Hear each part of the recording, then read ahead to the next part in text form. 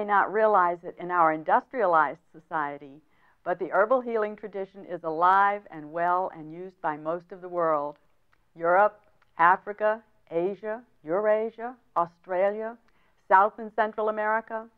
In fact, the World Health Organization estimates that up to 80% of the world's population still uses herbs as their primary form of health care.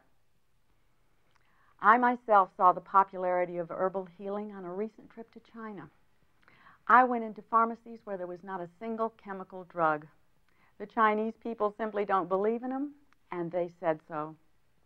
Americans are getting back to the future pretty quickly, though, in their use of herbs. Since 1994, the sales of herbal products have increased by over 100%. Experts estimate that in the next 5 years, up to 96% of the American population will be using herbal remedies for at least part of their health care, even in the medical profession. Clearly, Americans are willing to take more responsibility for their health and that of their families. Still, many questions need answers, like what are the differences between conventional medicine and herbal healing? Sometimes I see myself as a bridge between the conventional medicine world and the traditional or herbal healing world. I believe Americans should have access to both types of healing. But there are differences. I call conventional medicine heroic medicine because it was largely developed during wartime to handle the emergency measures that healthy young men faced. It's essentially a patching up system, but it doesn't work very well for chronic degenerative diseases like heart disease.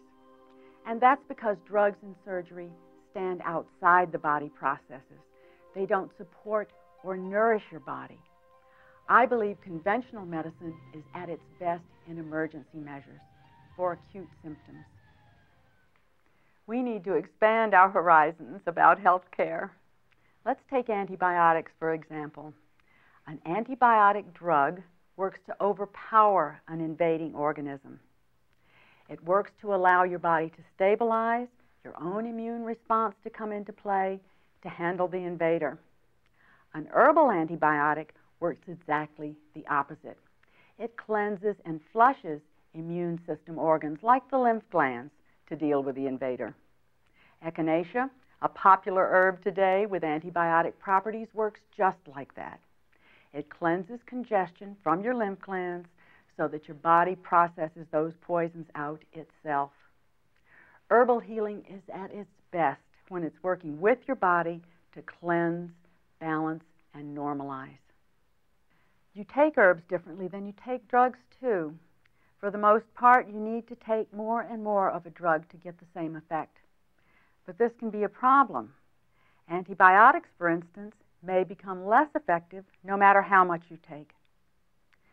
With herbs, you might want to take a larger dose at the beginning of your program, then reduce your dose as you start to improve, asking your body to pick up more and more of its own work. The result is preventive medicine with more permanent healing. Here's some good news. Herbs are never one plant for one problem. Science is validating herbal medicine by leaps and bounds. There's an amazing amount of research, a wealth of new studies about herbs. You know, I sometimes hear people say that herbs haven't been tested in valid clinical tests. Don't you believe it? Herbs are some of the most studied medicinals for the last several decades. Is this testing valid? You bet it is. I did some of these tests in nonprofit labs myself. I can vouch for unbiased, fair tests that were groundbreaking, even dramatic. Herbs in their whole form are the only medicine I know of that can treat the whole person, you. Some herbs only work in their whole form. When we change the natural balance of the plant, we lose many of its protective benefits, and we set up the risk for side effects. I believe only the whole herb can offer the whole benefit.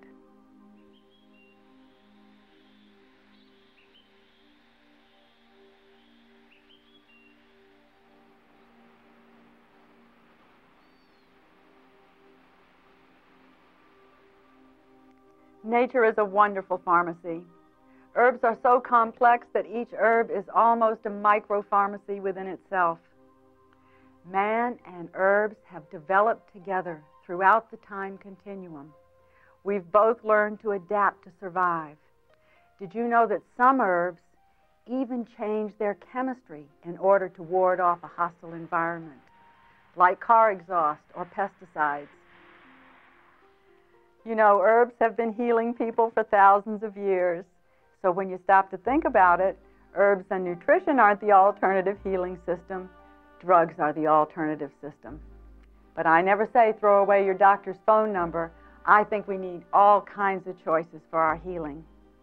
But for everyday, non-emergency healing needs, maybe you don't need to go any further than your herb garden or your spice rack. I believe it's time to return to herbs and Mother Nature, complex medicines for complex needs during complex times. Thank heavens herbs have finally regained their place in healing.